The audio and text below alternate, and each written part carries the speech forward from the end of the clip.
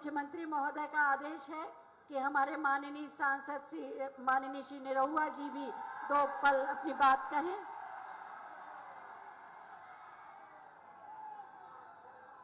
जय श्री राम, जय जय श्री राम।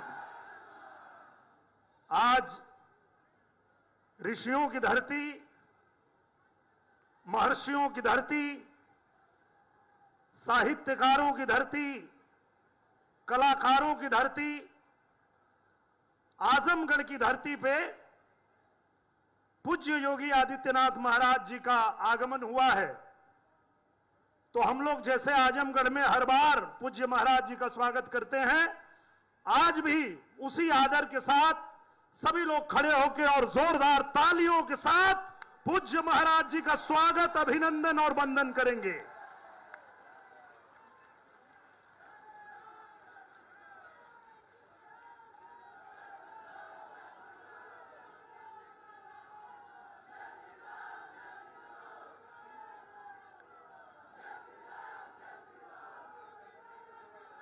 पूज्य महाराज जी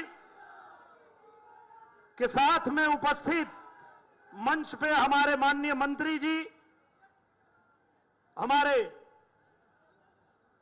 आजमगढ़ जिला प्रशासन के सभी पदाधिकारीगण, सम्मानित मंच और यहां उपस्थित आप सभी आजमगढ़ की देवतुल्य जनता, कार्यकर्ता बंधु, हमारे मीडिया के बंधु, हमारे प्रशासन के बंधु, आप सभी को नमस्कार प्रणाम करते हुए मैं यही कहूंगा कि चाहे रहा मुंबई दिल्ली,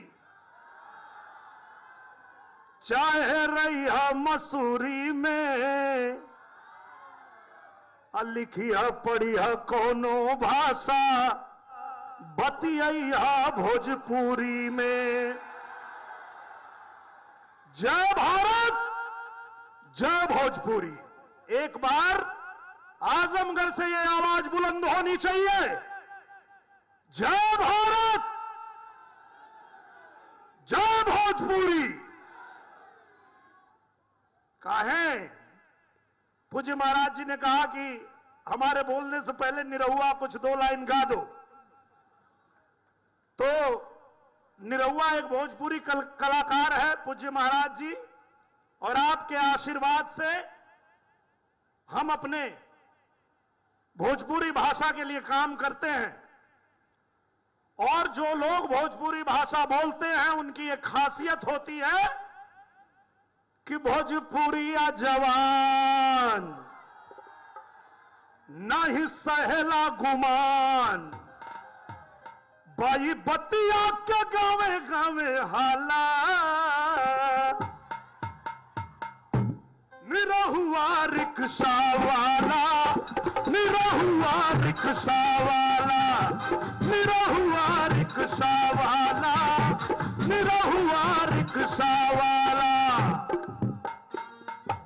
और जब देश के अलग अलग हिस्से में भोजपुरी बोलने समझने वाले लोगों के साथ कोई अत्याचार करने की कोशिश करेगा, कोई भी हमारे भोजपुरी बोलने वाले लोगों के साथ मारपीट करेगा, तो आज इस मंच से बताता हूं मैं उसको, जे ना गरीब संग करे इंसाफ हो,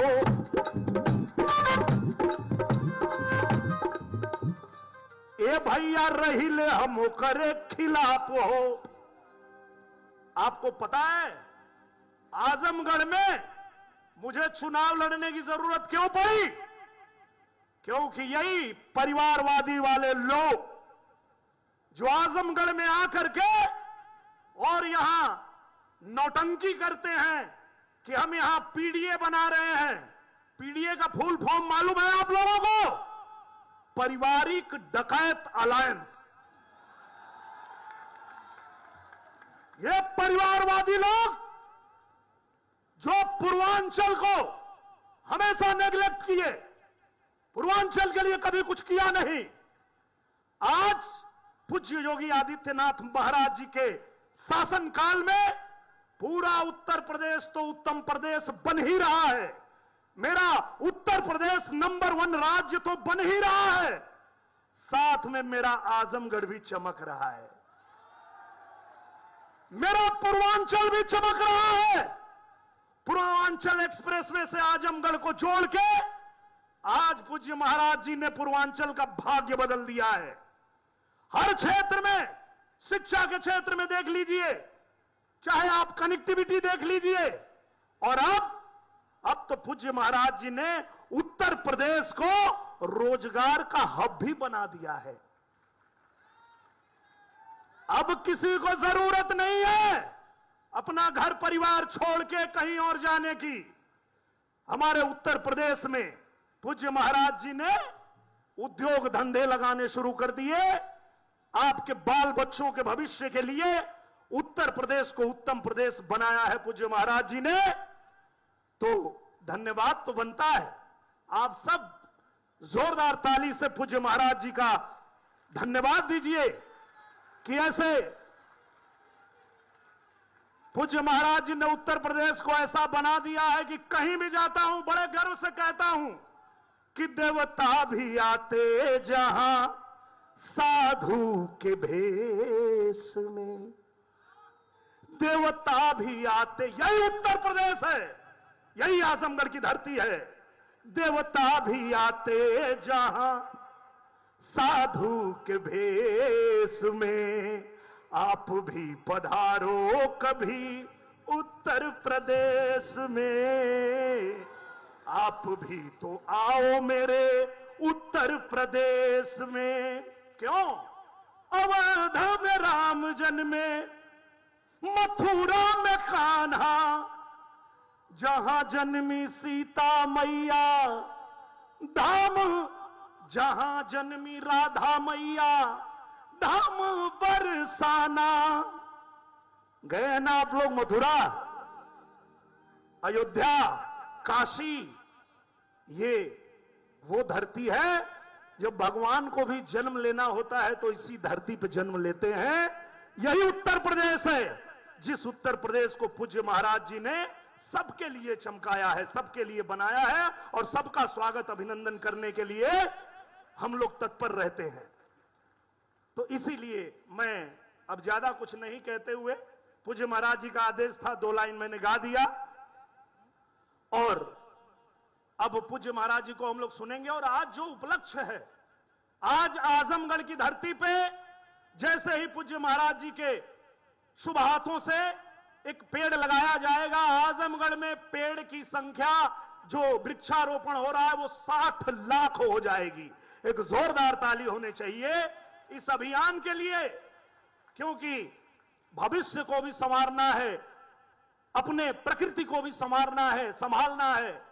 तो इसके लिए पूज्य महाराज जी, पूज्य हमारे प्रधानमंत्री जी के इस अभियान को जिस तरह से आगे बढ़ा रहे हैं, इसमें आप लोगों का भी योगदान मिल रहा है। इसके लिए आप लोगों को भी नमन है, प्रणाम है। अब इन्हीं बातों के साथ मैं अपने वाणी को देता हूं विराम। बोलिए मेरे साथ एक बार, जय जय श्री राम, जय जय श्री राम। बहुत बहुत धन्यवाद।